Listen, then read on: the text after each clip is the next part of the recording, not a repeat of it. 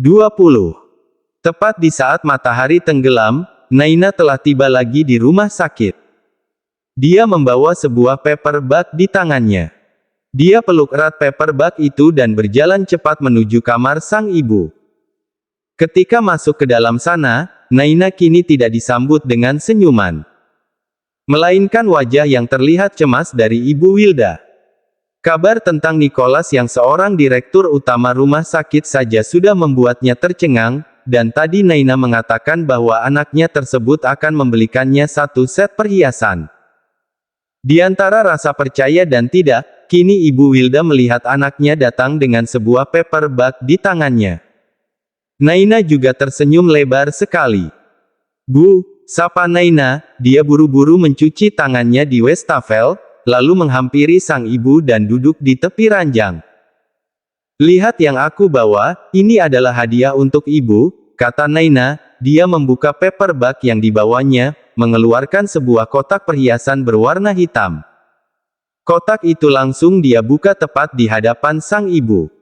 Kalung, anting, cincin dan gelang yang dihiasi berlian, berkelip indah sampai membuat Ibu Wilda berkaca-kaca, masih saja tak menyangka ini semua ada di hadapannya. Dari mana kamu mendapatkan uang untuk membeli ini, Nay?" tanya Ibu Wilda, sampai terbata bicaranya. "Bu, sekarang kita tidak hanya berdua. Ada Kak Nicholas," jawab Naina. "Apa Nicholas tahu jika kamu membeli ini semua?" "Tentu saja tahu, ini Kak Nicholas yang belikan. Sebelum aku pergi tadi, Kak Nicholas sudah menghubungi pihak toko perhiasan. Saat aku datang aku hanya tinggal memilih yang aku suka," jelas Naina apa adanya. Sebelum dia membeli perhiasan ini Naina memang lebih dulu menghubungi sang suami. Sungguh, jika tanpa izin Nicholas dia pun tak akan berani mengeluarkan uang dalam jumlah yang besar. Satu set perhiasan ini harganya tak main-main, nyaris menyentuh angka 1 miliar. Tapi Nicholas bukannya melarang, malah meminta maaf sebab tak bisa menemani. Lalu berjanji kelak mereka akan pergi berdua untuk beli perhiasan khusus untuk Naina.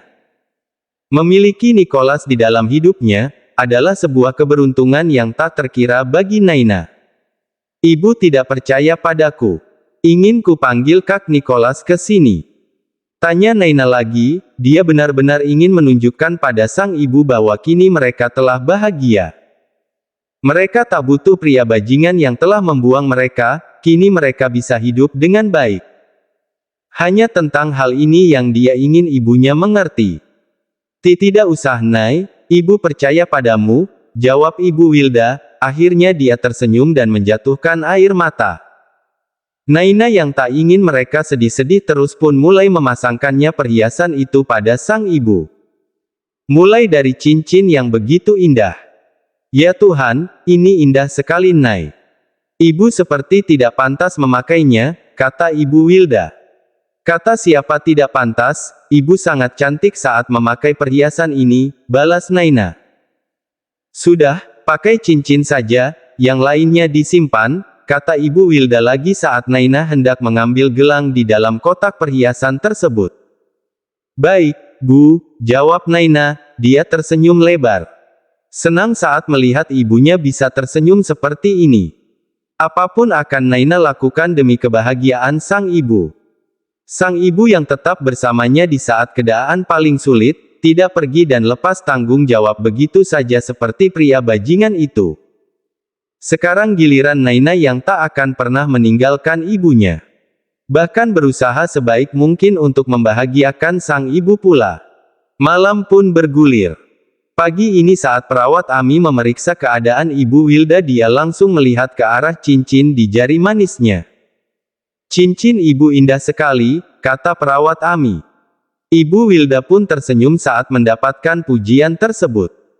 "Itu cincin KW Kak, aku yang belikan," sahut Naina buru-buru. Dia tak sadar bahwa ucapannya itu membuat senyum sang ibu jadi hilang. Di antara rasa bahagia mereka, nyatanya tetap saja ada rasa yang mengganjal di dalam hati.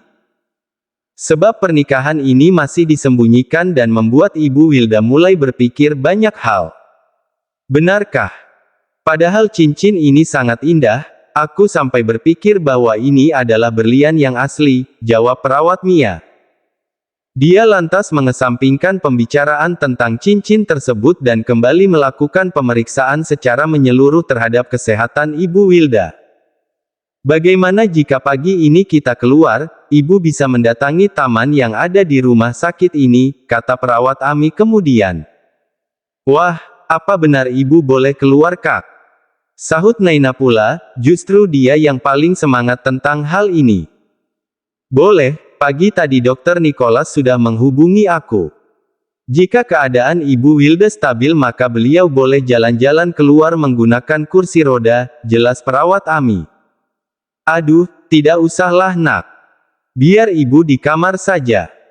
Lagi pula Ibu masih bisa melihat keadaan di luar sana melalui jendela ini, jawab Ibu Wilda. Dia menunjuk jendela yang berada tak jauh dari ranjangnya. Jika tirai jendela itu dibuka Ibu Wilda memang bisa melihat pemandangan di luar sana, dan baginya ini sudah cukup dibandingkan dia harus keluar dan membuat keadaan nanti jadi terasa canggung.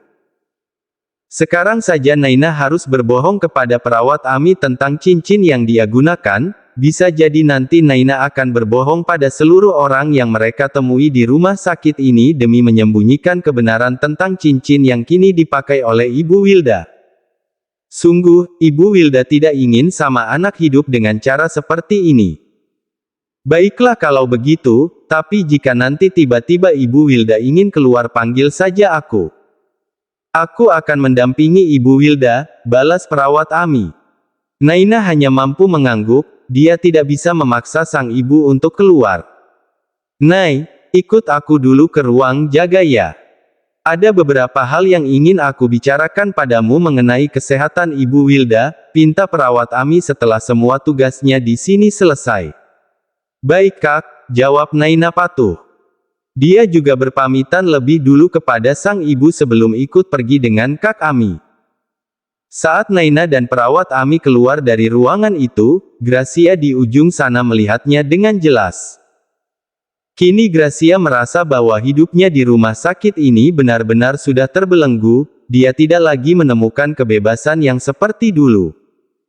Selalu tertekan dengan banyak hal dan semua itu karena ulah Naina. Dr. Hurley sudah tidak bisa diajak kerjasama. Zendaya juga berulang kali justru mengacuhkan dia tiap kali diajak bicara tentang hubungan Nicholas dan Naina. Sementara Gracia tidak bisa tinggal diam saja ketika harga dirinya diinjak-injak oleh wanita tidak tahu diri itu. Jadi sekarang Gracia memutuskan untuk menggunakan Ibu Wilda sebagai senjatanya yang baru guna melawan Naina. Dan melihat Naina yang pergi bersama dengan perawat Ami, dia pun mempercepat langkahnya untuk segera masuk ke dalam ruang rawat Ibu Wilda tersebut. Melihat pintu yang kembali terbuka Ibu Wilda sontak menatap ke arah sana, dia pikir Naina kembali lagi karena ada sesuatu yang tertinggal. Tapi yang dia lihat bukan sang anak, justru seorang wanita yang menggunakan jas dokter. Ibu Wilda belum mengenal siapa dokter itu. Selamat pagi Ibu Wilda, ucap Gracia, kini dia telah berdiri tepat di samping ranjang ini. Pagi dokter, ada apa ya? Tanya Ibu Wilda pula, dia tidak berani mempertanyakan nama wanita tersebut, takut terkesan tidak sopan jadi dia menanyakan apa tujuannya dokter wanita ini datang ke sini. Tidak langsung menjawab, Gracia justru lebih dulu tersenyum kecil. Maaf Bu, secara mendadak aku harus menemui ibu seperti ini, kata Gracia. Sebuah kalimat yang tentu membuat Ibu Wilda jadi bingung, dahinya sampai berkerut ketika dia mendengar ucapan tersebut. Namun belum sempat ia bertanya untuk meminta penjelasan, namun wanita asing ini sudah lebih dulu bicara lagi. Ibu pasti sudah tahu tentang pernikahan rahasia antara Dr. Nicholas dan Naina, iya kan? Tanya Gracia. Kedua mata Ibu Wilda sontak mendelik ketika mendengarnya, sementara hatinya berdenyut nyeri dan jantungnya berdegup tidak karuan. Ada rasa cemas yang tiba-tiba menguasai dirinya, takut ada sesuatu hal yang buruk yang tersimpan dalam pernikahan tersebut. Ya memang benar mereka menikah, tapi Naina yang lebih dulu menyerahkan tubuhnya pada Dr. Nicholas hanya karena dia butuh biaya untuk pengobatan Anda. Pernikahan ini adalah skandal tersembunyi di rumah sakit. Andai pernikahan ini terkuak, karir Dr. Nicholas akan terancam, jelas Gracia, bicara dengan yakin sesuai asumsinya sendiri. Dia tidak butuh fakta karena inilah yang dia yakini. Dan kalimat menyakitkan tersebut akhirnya membuat nafas Ibu Wilda jadi tersengal, detak jantungnya seperti tak bisa terkendalikan. Dia pikir Naina benar-benar telah menjalani kehidupan yang bahagia, menemukan seseorang yang mencintainya dengan tulus. Tapi ternyata selalu ada cerita lain yang tidak dia ketahui, tentang penderitaan anaknya sendiri. Bagaimana bisa menyerahkan tubuhnya pada seseorang yang paling berkuasa hanya demi pengobatannya? Nafas Ibu Wilda makin tidak stabil, tubuhnya terasa terbakar dan dadanya begitu sakit. Melihat reaksi Ibu Wilda yang seperti ini tentu membuat Gracia terkejut. Ibu Wilda menunjukkan tanda-tanda seolah dia mendapatkan serangan jantung. Gracia sontak mundur satu langkah. Dia sendiri pun tidak menyangka bahwa reaksinya akan separah ini. Padahal dia hanya ingin Ibu Wilda menegur Naina lalu mengakhiri pernikahan tersebut, tapi ternyata apa yang dia rencanakan tak sejalan dengan kenyataan. Bahkan alarm tanda keadaan pasien kritis pun mulai terdengar di ruangan tersebut. Sebelum ada yang datang ke ruangan ini, Gracia segera bergegas berlari keluar. Dia lantas bersembunyi di salah satu sudut. Dari tempatnya berdiri sekarang dia bisa melihat dengan jelas Naina dan 3 perawat berlari ke arah ruangan Ibu Wilda. Perawat Ami dengan cepat membuka pintu dan masuk. "Ibu," pekik Naina, belum apa-apa dia sudah menangis melihat keadaan ibunya yang kejang di atas ranjang. "Menyingkir, Nay, biar kami yang tangani. Panggil Dokter Aliyah, dia yang paling dekat untuk datang." Titah perawat Ami pada Naina dan salah satu rekan kerjanya. Dan mendengar perintah itu, Naina pun mundur 2 langkah untuk memberikan ruang. Sementara salah satu perawat kembali berlari keluar dan memanggil Dokter Aliyah.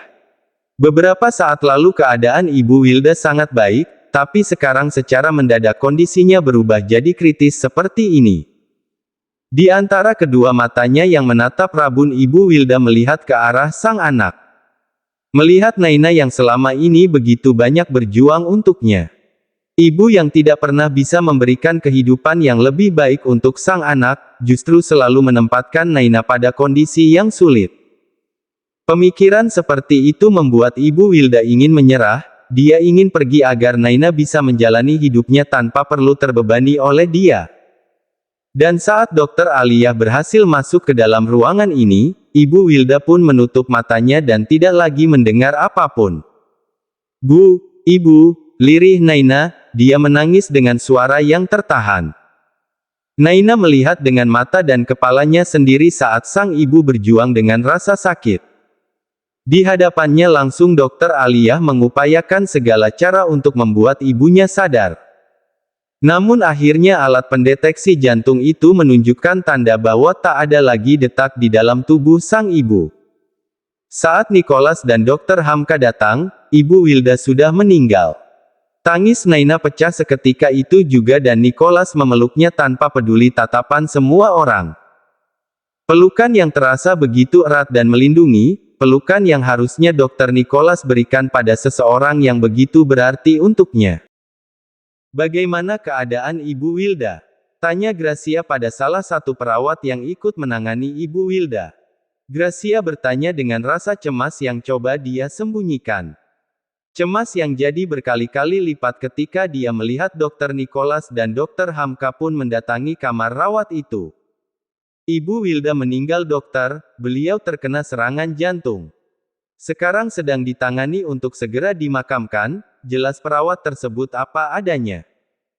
Apalagi dia mendapatkan perintah langsung dari Dr. Nicholas untuk segera mengurus jenazah Ibu Wilda. "Saya permisi dokter," kata perawat itu lagi dan segera berlalu dari sana untuk menjalankan tugas. Sementara Gracia seketika tergugu di tempatnya berdiri. Jantungnya berdenyut nyeri seolah mendapatkan serangan jantung pula. Gracia berani bersumpah dia tak ada sedikit pun niat untuk mencelakai Ibu Wilda yang sejatinya adalah salah satu pasien di rumah sakit ini. Sumpah, aku hanya ingin membuat Ibu Wilda menegur Naina. Mengatakan pada Naina untuk segera mengakhiri pernikahan itu, tapi kenapa semuanya jadi seperti ini? Batin Gracia. Tidak, serangan jantung yang dialami oleh Ibu Wilda bukan karena aku. Sudah takdirnya untuk meninggal sekarang. Aku juga sedikit pun tidak menyentuh dia. Demi meredam rasa cemas yang kini menguasai jiwanya, Gracia coba berpikir dengan waras, menyalahkan takdir daripada menyalahkan diri sendiri. Dengan langkah kaki yang terasa berat, akhirnya Gracia pergi dan coba menyibukkan diri sendiri dengan pekerjaannya, pura-pura acuh dengan meninggalnya Ibu Wilda dan seolah tidak tahu apa-apa. Tapi di tengah jalan seketika kaki Gracia terjeda saat ingat bahwa di ruangan Ibu Wilda terdapat CCTV. Bagaimana jika Nicholas menyelidiki lebih dalam kasus ini? Maka dia akan tahu bahwa sebelum Ibu Wilda terkena serangan jantung Gracia menemuinya. Bagaimana ini? Apa Nicholas akan bertindak sejauh itu? Lalu apa yang harus aku lakukan sekarang? Sungguh, Gracia merasa begitu takut. Dia tidak bisa bicara dan hanya terus mengungkapkan pemikirannya di dalam hati. Tapi masuk ke ruang keamanan rumah sakit juga bukanlah perkara yang mudah, aku akan selalu diawasi ketika melihat CCTV. Ya Tuhan, apa yang harus aku lakukan sekarang? Gracia jadi frustasi. Tidak, Nicholas tidak mungkin memperpanjang tentang kasus ini. Serangan jantung bisa menimpa siapapun dan itu adalah kondisi yang wajar, apalagi jika mengingat Ibu Wilda baru tersadar dari koma. Ya, lupakan tentang CCTV, Nicholas tidak mungkin memeriksanya sampai serinci itu. Meyakini hal tersebut, akhirnya Gracia kembali melanjutkan langkah. Dia kembali ke ruang prakteknya dan lebih dulu mencuci wajah, kembali memasang sedikit riasan di wajahnya dan kemudian mendatangi pasien yang dia tangani di rumah sakit ini. Bekerja seolah tidak terjadi apa-apa. Gracia mana peduli, jika karena perbuatannya seorang anak jadi kehilangan ibunya.